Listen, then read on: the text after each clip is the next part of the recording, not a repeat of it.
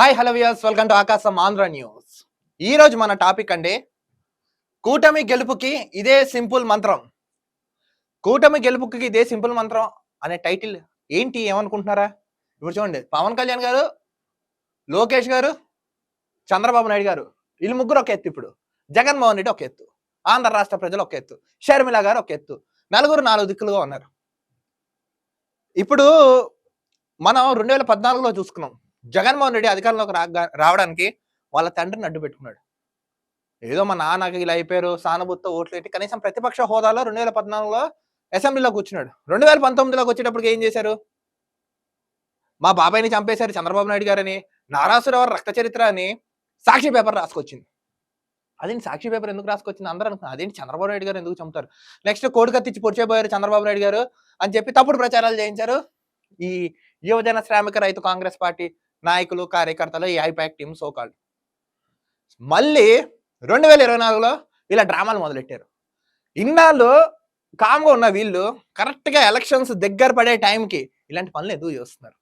అంటే వీళ్ళకి ఏమైనా సీక్రెట్ మంత్రాలు లాంటివి ఏమైనా ఉన్నాయా అనేది మనం చర్చ పెట్టుకోబోతున్నాం ఈరోజు. సిద్ధం సిద్ధం అని చెప్తున్న జగన్మోహన్ రెడ్డి సుమారు 175 నియోజకవర్గాలకి మేమంతా సిద్ధం బస్సు యాత్ర పేరిట ఇడుపులపాయ నుంచి ఇచ్చాపురం వరకు నేను స్టార్ట్ చేస్తానని తెలిపారు జగన్మోహన్ రెడ్డి గారు. సభలు పెడుతున్నారు, బహిరంగ సభలు పెడుతున్నారు, బస్సు యాత్రలు చేస్తున్నారు, ఇంటింటి ప్రచారాలు అంటున్నారు. మా నమ్మకం నువ్వే జగన్ అని వీళ్ళే ప్రచారాలు చేసుకుంటున్నారు. ఇన్ని చేసుకుంటున్నా కూడా జగన్మోహన్ రెడ్డి గారి మీద ఇంత వ్యతిరేకత ఎందుకు ఆంధ్ర రాష్ట్రంలో? మొన్న శనివారం చూసుకున్నాం. సభ జరుగుతున్న క్రమంలో, గజమాలు వేసే క్రమంలో ఆయన కంటికి గాయమైంది. ఎవడో బలంగా రాయిచి కొట్టాడు. కోపంగా కొట్టాడా, కసిగా కొట్టాడా, లేకపోతే ఆయన చేయించుకున్నాడని ఒక డౌట్, సందేహం మాత్రం జనాల్లో ఉంది. ఎందుకు ఇలాంటి సింపుల్ స్ట్రాటజీస్ యూస్ చేస్తున్నారా అని అందరికి డౌట్ ఉంది. నెక్స్ట్ ఈ ఐపాక్ అధినేత ప్రశాంత్ కిషోర్ కూడా ఉన్నాడు కదా, ఇలాంటి ఐడియాలనే ఆయనే ఇస్తాడు. మీరు చూసుకోండి, పశ్చిమ బెంగాల్లో మమతా బెనర్జీకి కూడా సేమ్ కాలు విరిగిందని చెప్పి కుర్చీలో కూర్చోబెట్టి కుర్చీలో ప్రచారాలు చేయించి ఓట్లు అడిగి నందిగ్రామ్ అనే సొంత నియోజకవర్గంలో వెస్ట్ బెంగాల్లో ఆవిడ అక్కడ ఓడిపోయినా సరే మళ్ళీ బై ఎలక్షన్ పెట్టుకుని గెలిచి సీఎం అయింది ప్రశాంత్ కిషోర్ దయ వల్ల. Same strategy Jaganmohan Reddy use చేస్తున్నాడు. ఇప్పుడు ఆంధ్ర రాష్ట్ర ప్రజలు ఈ వీడియో ఎవరైతే చూస్తున్నారో మీకు ఒక స్ట్రైట్ గా క్వశ్చన్ అడుగుతున్నాను. సానుభూతి చూసి ఓట్లేయడం ఏంటయ్యా? నాకు అర్థం కాదు. శంకనాకపోతున్నాయా రాష్ట్రం? మీకు అర్థం కావట్లేదు. అభివృద్ధి చేసే నాయకుడు, సంపద సృష్టించే నాయకుడు, పెట్టుబడుల ద్వారా ఆదాయం సంపద ఇస్తారని చెప్పే నాయకుడు, ఇలాంటి వాళ్ళు మనం ఎన్నుకోవాలి. కానీ అప్పులు చేస్తాం, మీకు 30 రూపాయలు పథకాలు ఇస్తాం, మీరు ఇంట్లో కూర్చోండి, మాకు వీళ్ళు చంపేశారు, ఇంకా ఎవరింట్లో ఎవరు చనిపోరా? ఎవరికి ప్రమాదాలు జరగవా? ఎవరెవరు అనారోగ్యంతో ఉండరా? వీళ్ళ కుటుంబానికి ఏమన్నా స్పెషల్గా ఏమైనా ఉందా? చెప్పండి దీనికి ఆన్సర్.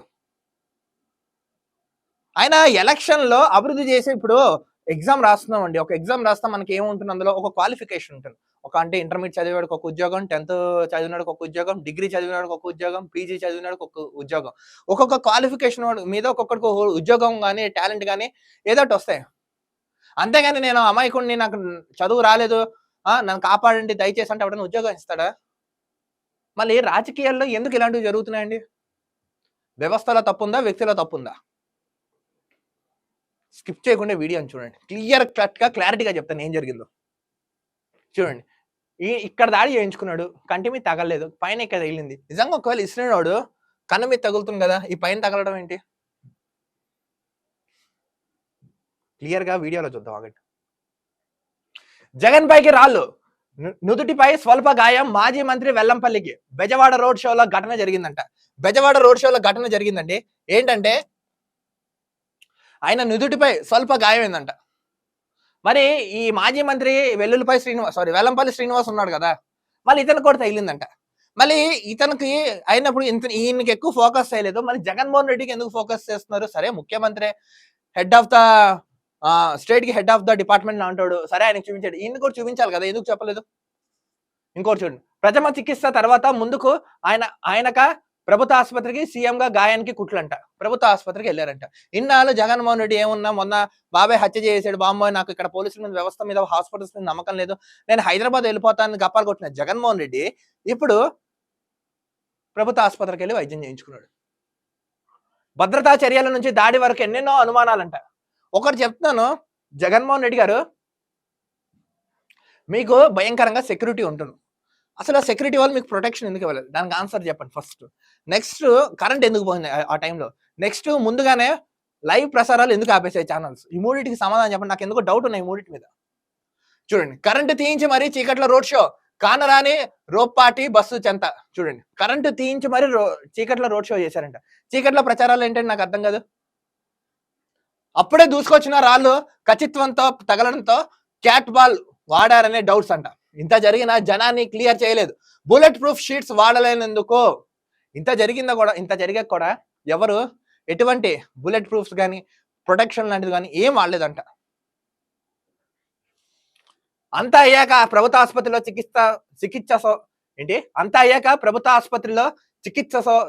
చికిత్సతో సరి టీడీపీకి వ్యతిరేకంగా వైసీపీ శ్రేణులు నినాదాలు.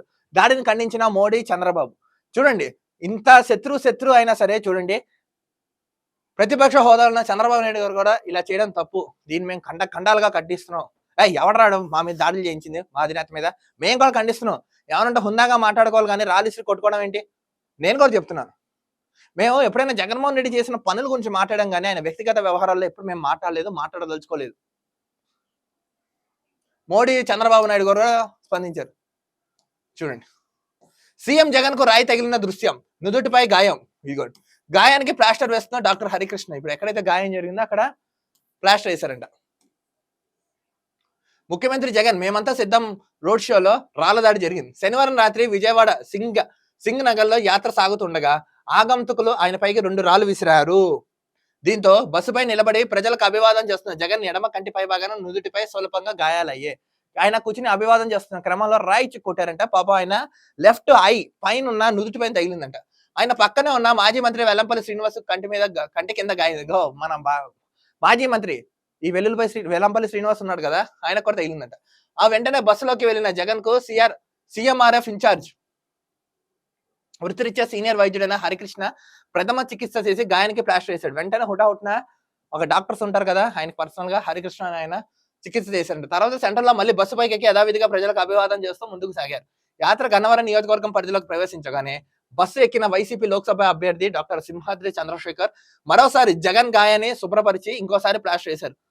మళ్ళీ రెండోసారి కూడా ఆయన క్లీన్ చేసి అక్కడ ప్లాస్టర్ వేశారంటండి. ఆ తర్వాత విజయవాడ పరిధి దాటి గన్నవరం మండలం కేసరపల్లి వరకు యాత్రకు సాగింది. ఆయన అక్కడ రాత్రి బస చేశారంట. ఎవరు? జగన్ గారు. ఈలోగా జగన్ వెంటున్న స్థానిక నేతలు మెరుగైన వైద్యం కోసం ప్రభుత్వ వైద్యులు పిలిపిద్దామని ప్రతిపాదించక వద్దని వారించిన జగన్ ఆసుపత్రికి తానే వస్తానని చెప్పి విజయవాడ ప్రథమ ప్రభుత్వ ఆసుపత్రికి వెళ్లారు. ఆసుపత్రిలో జగన్ ను ఎమర్జెన్సీ ఆపరేషన్ థియేటర్ లోకి తీసుకెళ్లారు. ఆయనే గవర్నమెంట్ హాస్పిటల్కి వెళ్ళారు. సో వెంటనే ఆపరేషన్ థియేటర్ లోకి తీసుకెళ్లారంట. అక్కడ ప్లాస్టిక్ సర్జరీ విభాగం హెచ్ఓడి మోహన్ ఆధ్వర్యంలో చికిత్స అందించారు. గాయానికి 3 కుట్లు పడ్డాయని 3 కుట్లు పడ్డాయంటండి. ఆయనకి 4-5 రోజుల్లో గాయం నయమైపోతుందని వైద్య వర్గాలు తెలిపాయి. మాజీ మంత్రి వెల్లంపల్లి శ్రీనివాస్ కూడా అదే ఆసుపత్రిలో ఎడమ కంటి కింద తగిలిన గాయానికి చికిత్స తీసుకెళ్లారంట. చూడండి, ఈ వెల్లుల్లిపై శ్రీనివాస్ కూడా పగిలిపోయింది.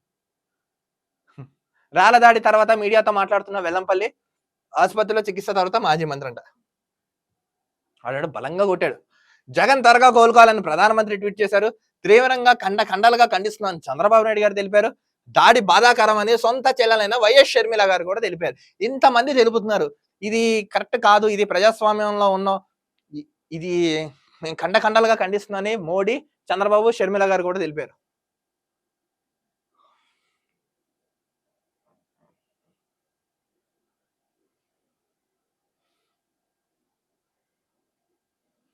ఇంకోటి చూడండి, ఎన్నో ప్రశ్నలు.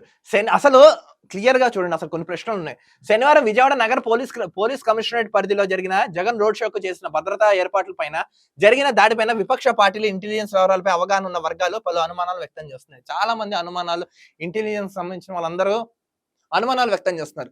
అజిత్ సింగ్ నగర్ ప్రాంతానికి యాత్ర చేరే సమయానికి పూర్తి చీకటి పడింది. అయినా పోలీసు ఉన్నతాధికారులు పవర్ స్టేషన్ వద్దకు వెళ్లి మరి ఆ ప్రాంతంలో విద్యుత్ సరఫరా నిలిపివేయించారు.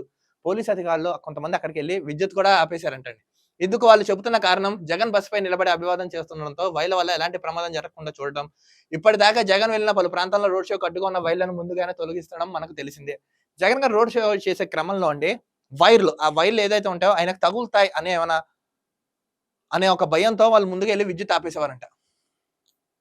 భద్రతా ప్రోటోకాల్ ప్రకారం పర్యటన ప్రాంతంలో విద్యుత్ లేకపోతే ముఖ్యమంత్రి ఖచ్చితంగా బుల్లెట్ ప్రూఫ్ బస్సులోనే కూర్చోవాలి. యాక్చువల్గా ఒక పవర్ లేకపోతే ముఖ్యమంత్రి పక్కాగా బస్సులోనే కూర్చోవాలి, పైకి రాకూడదు. కానీ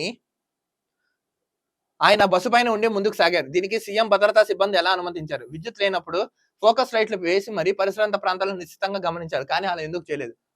యాక్చువల్గా ఆయన రాకూడదు, బట్ ఆయన వచ్చారు. కనీసం భద్రతా సిబ్బంది ఎందుకంత అలసత్వం వహించారు? అది కరెక్ట్ కాదు కదా. ఖండాలుగా ఖండిస్తున్నాం కదా అని వాళ్ళు తెలుపుతున్నారు. ప్రతిరోజు జగన్ యాత్ర సాగుతున్న ప్రాంతానికి రోప్ పార్టీ ఖచ్చితంగా అనుసరిస్తూ ముందుకు సాగుతుంది. కానీ రాళ్ళదాడి సమయంలో స్థాయి జాగ్రత్తలు లేవు. యాక్చువల్గా జగన్మోహన్ రెడ్డి వస్తే రోప్ సెక్యూరిటీ వస్తుంది, బట్ ఆ రోజు రోప్ వాళ్ళు కూడా రాలేదంట. జనం దాదాపు బస్సుకు దగ్గరికంట చేరిపోవడం, ఆ సమయంలో 2 రాళ్లు గురి చూసి విసిరినట్లుగా జగన్ కంటిపై నుదుటికి, స్థానిక అభ్యర్థి వెల్లంపల్లి ఎడమ కంటి కింద తగలడం చకచక జరిగిపోయాయి. ఈ క్రమంలో వాడు ఎవడో రాయి తీసుకుని కంగారుగా, కసిగా, కోపంగా రాయిచి కొట్టడంతో ఒక్క దెబ్బకు 2 పెట్లు అన్నట్టు వీళ్ళిద్దరికి పగిలిపోయాయంట. ఈ దాడికి క్యాట్ బాల్ వాడారా అనే అనుమానాలు ఉన్నాయి. పైగా మెల్లగా ముందుకు సాగుతుండగా ఈ దాడి జరగడం గమనార్హం.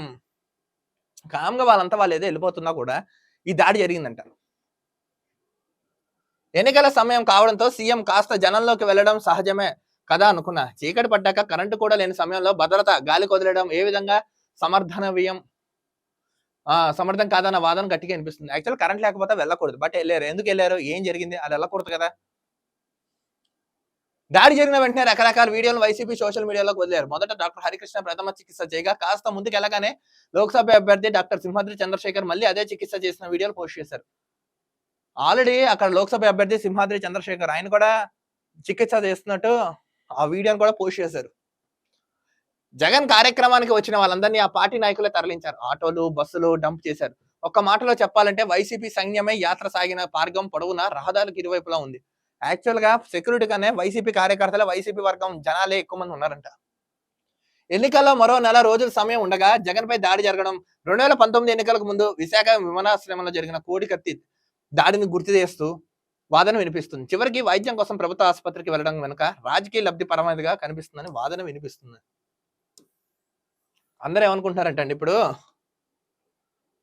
ఈ జగన్మోహన్ రెడ్డి గారు అంటున్నారు ఏమని, బాబోయ్ చంద్రబాబు నాయుడు గారు దాడి ఏం చేస్తున్నారు, ప్రజలారా చూస్తున్నారు కదా, మళ్ళీ నాకు కంటి దెబ్బ తగిలింది, నా ప్రాణానికి ప్రమాదం ఉంది, నేను మీకోసం వచ్చా, మీలా ఒకళ్ళ మీ తరఫున నేను ఉంటుంటే చంద్రబాబు నాయుడు గారు, పవన్ కళ్యాణ్ గారు బాణాలు చూసి విసిరేస్తున్నారు, ఈ పచ్చ మీడియా అంతా నా మీద దాడి చేసేస్తున్నాను, ఇది మీరే చూస్తున్నారు కదా, ఈసారి మళ్ళీ నాకు ఓటు వేసాను నేను, మళ్ళీ సానుభూతి, ఇప్పుడు కూడా సానుభూతి, అన్నయ్య నువ్వు ఇంత అరాచకం చేసిన తర్వాత నీకు ఎందుకు ఓట్లు వేస్తారని అనుకుంటున్నారు జనాలు, అంత పిచ్చోళ్ళు ఏమని అనుకుంటున్నారా, చెప్తే అర్థం చేసుకున్నంత ఎర్రి గొర్రెలు అనుకుంటున్నారా,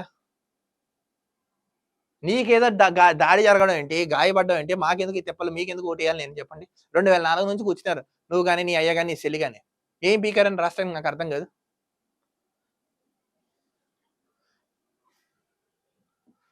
మీరు సింపుల్ గా మంత్రాలు వేసుకుంటున్నారు, నేను ఇది చేస్తా, అది చేస్తా, ఇది చేస్తా అయిపోతాను, అది చేస్తా మేము గెలిచేస్తాం, మాదింతా మాదంతా, ఏమవదు. ఇది ప్రజాస్వామ్యమైన దేశం. ఈ దేశంలో మొదటి పౌరుడు ఎవడంటే సామాన్య ప్రజలు, అంటే కామన్ మ్యాన్. వాడేసే ఓటే న్యాయ నిర్ణేతలు నిర్ణయిస్తున్నాం. మీరు ఎన్ని కుహులకు పోయినా, ఎన్ని కుయుక్తులు పన్నినా, ఎన్ని కుటిల డ్రామాలు చేసినా ఇవన్నీ చెల్లవండి. పిచ్చి చర్యలు మానుకోండి. నేను పదే ఎన్నోసార్లు మీకు చెప్తున్నాను, మీరు గనక మీ చర్యలు మానుకోకపోతే ఈ రాష్ట్రంలో కనీసం ప్రతిపక్ష హోదాలో కూడా మీరు కూర్చోలేరు. దయచేసి ఇది గమనించండి. ప్రతి వీడియోలో కూడా చెప్పుకుంటూ వస్తున్నా, బట్ మీరు నిర్లక్ష్యంగా ఉంటున్నారు. మీరేదో గతంలో ఆంధ్ర రాష్ట్ర ప్రజలు గొర్రెలు కాబట్టి మీకు ఓటేశారు. ఈసారి అందరూ తెలివైన వాళ్ళు, తెలుగోడు అంటేనే తెలివైనవాడు, ఆంధ్రుడు అంటేనే అవగాహన ఉన్నవాడు. వాళ్ళకి ఎప్పుడు, ఎక్కడ, ఎలా, ఎందుకు, ఏ విధంగా కొట్టాలో వాళ్ళకి తెలుసు. మీరు ఎన్ని చేయండి, సిద్ధం ఉంటున్నా మిమ్మల్ని జనం ఇంటికి పంపడానికి సిద్ధంగా ఉన్నారా, గెలిపించడానికి సిద్ధంగా ఉన్నారా, ఒక్క 4 రోజుల్లో మనకి భవిష్యత్తు కార్యాచరణ లేదా మనకి ఫలితాలు తెలిసిపోతాయి. నేను చెప్తున్నాను, చంద్రబాబు నాయుడు గారైనా, లోకేష్ గారైనా, పవన్ కళ్యాణ్ గారైనా మీరు కొంచెం జాగ్రత్తగా ఉండండి ఎలక్షన్స్ అయ్యి రిజల్ట్ వచ్చే వరకు. ఎందుకంటే వీళ్ళు మాకన్నా మీకే బాగా తెలుసు వీళ్ళు ఎలాంటి వాళ్ళు, ఏం చేస్తారు. వీళ్ళు ఎంతకైనా చేస్తారు, ఎన్ని పనులైనా చేస్తారు, ఎంతకైనా తెగిస్తారు అలాంటి వ్యక్తులు. సో కొంచెం కేర్ఫుల్గా ఉండండి. వీళ్ళు ఎన్ని కుయుక్తులు కూర్చున్న ఆంధ్ర రాష్ట్ర ప్రజలారా, ఈసారి ఎవరికి రాని సుదీర్ఘ స్వర్ణ అవకాశం మనకు వచ్చింది. అదే ఎలక్షన్స్ అనే రూపంలో మనం ఓట్ అనే ఆయుధంతోనే అభివృద్ధి చేసే నాయకుడు మీకు కావాలో, అప్పుల పాలు చేసి ఆంధ్ర రాష్ట్రాన్ని అడుక్కు తినేగా చేసిన ఈ వ్యక్తి కావాలో, న్యాయ నిర్ణేతలారా మీకే వదిలేస్తున్నా. వినయ విఘ్నతతో ఓటు వేసి రాష్ట్రాన్ని బాగు చేసుకుంటారో, రాష్ట్రాన్ని అమ్మేసే వారికి ఓటేసి రాష్ట్రాన్ని అమ్ముకుని దొబ్బుతారో ఇక మీ ఇష్టం. మీ భవిష్యత్ అంటే మీ చేతుల్లో ఉంది ఆంధ్ర రాష్ట్ర భవిష్యత్. ఇన్ని మాలాంటి వాళ్ళు ఇంకా ఇంత డౌన్ దిగి కూడా చెప్తున్నా కూడా మీకు అర్థం కాకపోతే ఇంకా మీ కర్మ. దేవుడు కూడా ఏం చేయలేడు. ఈ వీడియోని మీరు అందరూ లైక్, షేర్, కామెంట్ చేయండి. మీకేమైనా ఈ కాన్సెప్ట్ మీద మీకేమైనా విలువైన సలహాలు, సూచనలు ఉన్నా కింద కామెంట్స్ రూపంలో కూడా తెలుపుతుండండి. మన ఆకాశం ఆంధ్ర టీవీ ఛానల్ సబ్స్క్రైబ్ చేయడం మాత్రం మర్చిపోకండి. సబ్స్క్రైబ్ చేసిన వెంటనే బెల్ ఐకాన్ సింబల్ ప్రెస్ చేయండి. మీకు నెక్స్ట్ మన ఛానల్ ఏమైనా వీడియో కానీ, షార్ట్ కానీ, లైవ్ కానీ, ఎనీథింగ్ వీడియో అప్లోడ్ అవ్వగానే వెంటనే లైక్, షేర్, కామెంట్ చేస్తుండండి. ఎందుకంటే జగన్మోహన్ రెడ్డి అని బ్యాచ్ చేసి కుట్రను తిప్పికొట్టాలంటే మీరు నాకు చిన్న సాయం చేయవలసిందిగా కోరుతున్నాను. సిద్ధం అని చెప్తున్న జగన్మోహన్ రెడ్డి ఈసారి ఆయనకి ఇంటికి పంపడానికి మనం సిద్ధంగా ఉందాం. మరో వీడియోతో కలుద్దాం. అంతవరకు చూస్తున్నాండి ఆకాశం Andhra news. This is Dilip signing off.